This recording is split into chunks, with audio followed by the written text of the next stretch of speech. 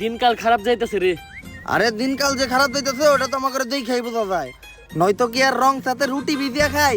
রুটিও এখন গাইল দিতেছে যে হালার করে হালা দুধ সাথে ভিজাবি না তো আমারে কিনছিলি কে? আর দিন তো এত খারাপ হইতো না যে আমার বানানো আগের ছবিটা ফ্লপ না খাইতো।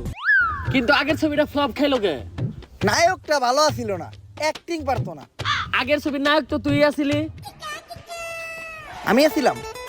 আরে নায়ক তো অ্যাক্টিং ফার্স্ট ক্লাস করছে, কিন্তু স্টোরিটা একদম জমে নাই। স্ক্রিপ্ট রাইটারটা ভালো ছিল না। স্কিপও না তুই লিখছিলি। স্ক্রিপ্টটা আমি লিখছি। আরে স্ক্রিপ্ট ভালো হইলে হয় নাকি? ডিরেকশনও তো ঠিকঠাক থাকতে হয়। ডিরেক্টরটা ভালো ছিল না, এর লেগে ছবিটা ফ্লপ খাইছে। ডিরেকশনও না তুই দিলি। আচ্ছা, আমার আগের ছবিতে আমি কি করি নাই? ক্যামেরা ধরস নাই।